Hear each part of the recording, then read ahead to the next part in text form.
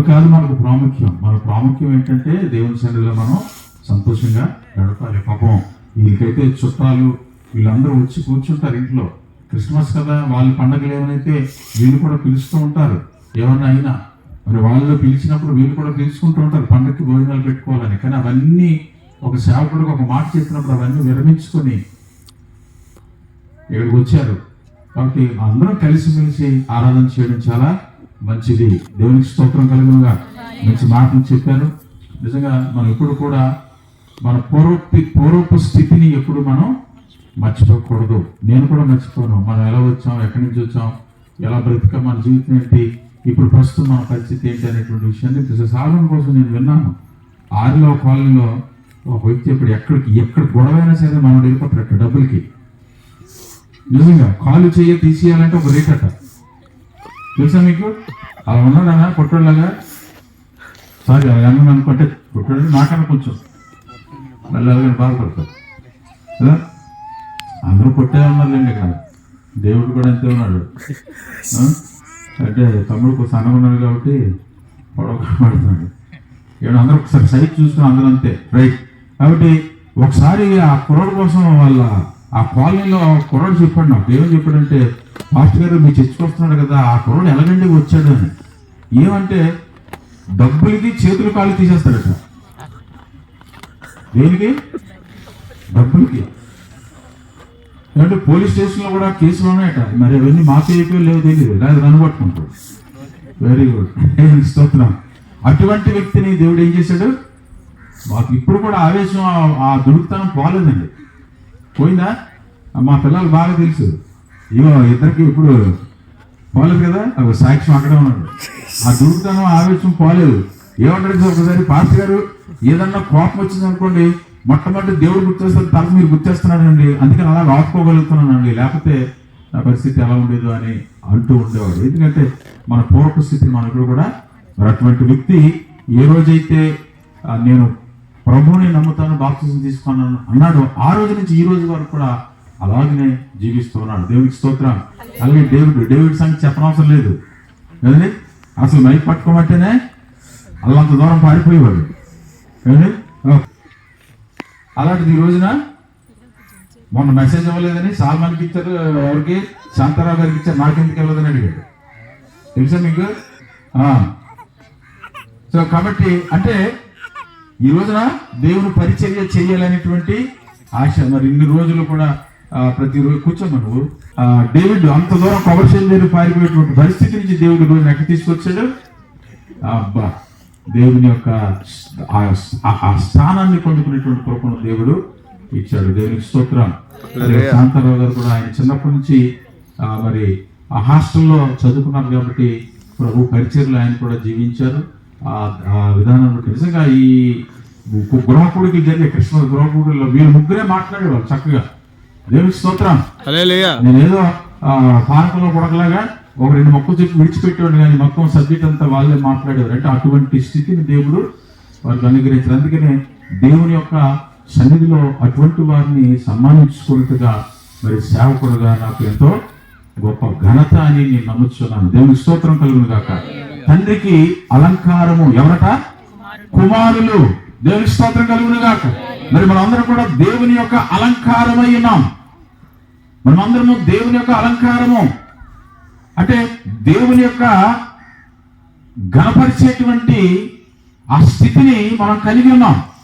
అందుకని అంటాడు, మీరు నన్ను ఘనపరచుడి, నేను మిమ్మల్ని ఘనపరిచేది. నిజంగా శైలజ గురించి కూడా చెప్పాలంటే మరి తన మీద ఒక భారాన్ని వేసుకొని నిజంగా ఈ కార్యక్రమాలు చేయడం అనేటువంటిది చాలా శ్రమతో కూడినటువంటిది. మానసికంగా చాలా చెదిగిపోతాం, మానసికంగా చాలా నలిగిపోతాం. నాకు తెలుసా బాధ. అందుకనే ఈ నలుగురిని కూడా ప్రోత్సహిస్తూ ఉంటాను. ఫోన్లు చేసి మీరు ఇలా ఉండండి, అలా ఉండండి, జాగ్రత్త అని చెబుతూ ఉంటాను. ఎందుకంటే ఈ పరిచర్యలో చాలా సమస్యలు వస్తాయి, చాలా శోధనలు వస్తాయి. ఒక్కొక్కరు ఒక్కొక్క మాట మాట్లాడుతూ ఉంటారు, బలహీనతలు కలుగుతాయి, నిందలు కూడా వస్తాయి, నిద్ర ఉండదు కదా. వీళ్ళు అనుకుంటా ఉంటారు 25వ తారీఖు ఎప్పుడైపోద్దా, ఎప్పుడు ప్రశాంత్ గారు 2 రోజులు రెస్ట్ తీసుకుంటామని కదా. అయినా ఉండదు రెస్ట్. ఎందుకంటే నిజంగా ఈరోజు నాకు ఫోన్ చేశారు ఎవరు, డేవిడ్ సాల్మన్ నాకు ఫోన్ చేశారు. మాస్టర్ గారు ఇక్కడ చాలా చక్కగా అద్భుతంగా తయారు చేస్తారండి. బయట చెట్టు ట్రీ పెట్టారు, తర్వాత అక్కడ చిన్న ఏంటది యేసు ప్రభు వారు పుట్టిన అవి కూడా పెట్టారు, ఆ బొమ్మలు పెట్టారు. తర్వాత అదేంటో ఫోటో షూట్ అట పాస్టర్ గారు చెప్పినారు, ఎంత చక్కగా చేశారండి ఫోటో షూట్ కదా. నేను కూడా దిగిన ఫోటో నాకు చూపిస్తుంది. మీరు కూడా అయిపోయిన తర్వాత భోజనం చేసినప్పుడు మీరు కూడా ఫోటోలు దిగండి, అక్కడ చాలా బాగుంది. నిజంగా మనందరినీ దేవుని సన్నిధిలో సంతోషపరచడానికి నిజంగా కుమార్తె వారి సంఘం అంతా కలిసి చేసినందుకు మీ అందరికీ నా హృదయపూర్వక వందనాలు చెల్లిస్తున్నాను. ఇప్పుడు కూడా ఇలాగనే ఉండండి, మరి దేవుని చేత ఆశీర్వదించబడండి. ఎందుకంటే ఈ లోకానికి ఏమి తెచ్చుకోలేదేమి తీసుకొని పోలేము. దిగంబరులుగా వచ్చాము, దిగంబరులుగానే వెళ్ళిపోతాము.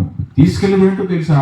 దేవుని యొక్క పరిచర్య. ఎంతవరకు మనము ఆయన పని చేసాము. ఒక మాట ఉంటుంది, యేసుప్రభు వారు అంటారు, నాకు చాలా ఇష్టమైనటువంటి మాట ఏమిటంటే, నేను నీ ఇంటికి వచ్చినప్పుడు నీవు నాకు దాహము ఇవ్వలేదు, నేను నీ ఇంటికి వచ్చినప్పుడు నాకు భోజనము పెట్టలేదు, వస్త్రహీనుడిని వచ్చినప్పుడు నాకు వస్త్రములు నీవు ఇవ్వలేదు. ఇవేనండి మనం చేయవలసింది. ప్రభువా అని ప్రార్థించి వాడు పరలోక రాజ్యం చేరలేడు, కానీ ఆయన చిత్తంలో జరిగించాలి. ఈ రోజున వీరందరూ కలిసి ఎందుకు పని చేస్తున్నారు తెలుసా?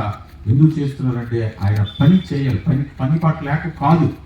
అదే వీళ్ళు నలుగురు, అంటే ఈ నలుగురే కాదు సుమా, ఇంకా ఉన్నారు నా మధ్యలో పరిచయం చేసే వాళ్ళు. సండే స్కూల్ నడిపించే వాళ్ళు ఉన్నారు, స్త్రీల కూడా నడిపించే వాళ్ళు ఉన్నారు కదా.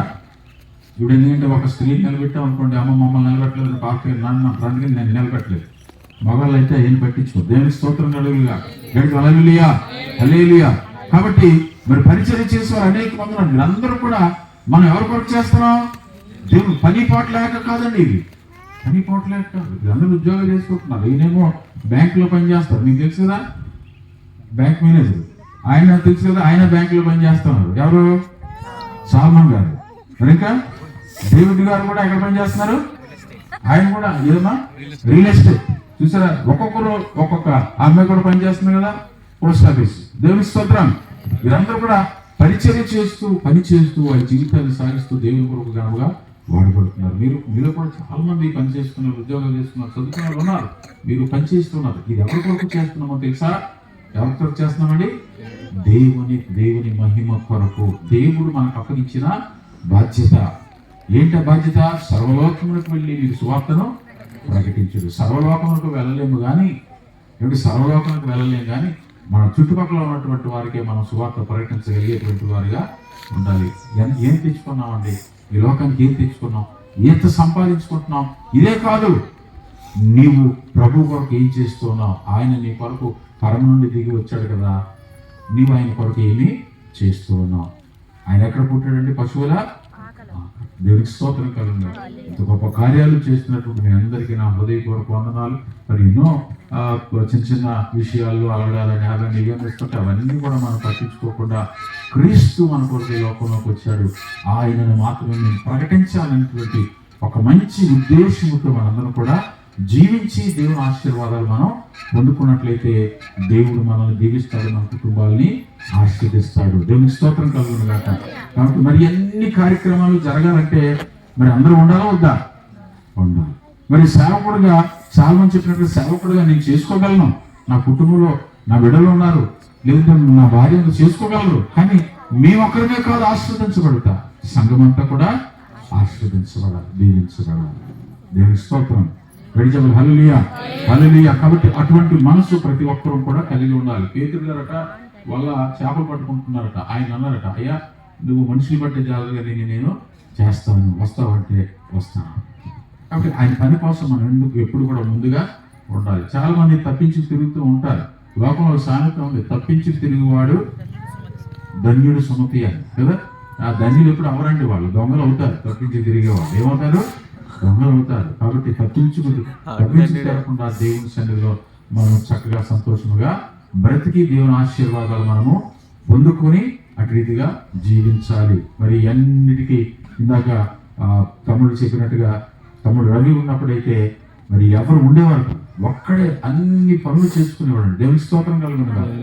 నాకైతే నేను చాలా హ్యాపీగా పడుకునేవాడు. తను చేసేటువంటి ఆ పని అసలు భయం అనేది ఉండేదే కాదు.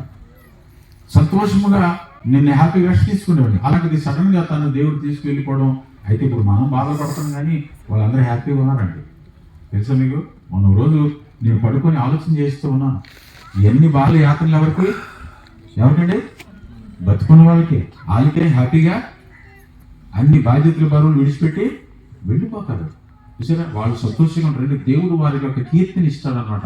వెళ్ళిపోయినటువంటి వారందరూ వారొక మంచి శాంతికరమైనటువంటి సంతోషకరమైనటువంటి జీవితాన్ని వారు అనుభవించుటకు దేవుడు వారిని అలాగా ఉంచుతూ ఉంటాడు. మరి వాళ్ళు వెళ్ళిపోయిన తర్వాత కొంచెం నాకు బలహీనత కలిగినప్పుడు యవనస్తులు మరి మొత్తం ఆడపిల్లలు మగపిల్లలు అందరూ కూడా, పాస్టర్ గారు మీరు ఏం దిగులు పడకండి, ఖచ్చితంగా మేము వెనకాల నుండి నడిపిస్తాము, అన్నయ్య లేని రవెన్యూ లేనిటువంటి లోటును తీర్చడానికి మేము ప్రయత్నం చేస్తామని చెప్పి వారు ముందుకు రావడం జరిగింది.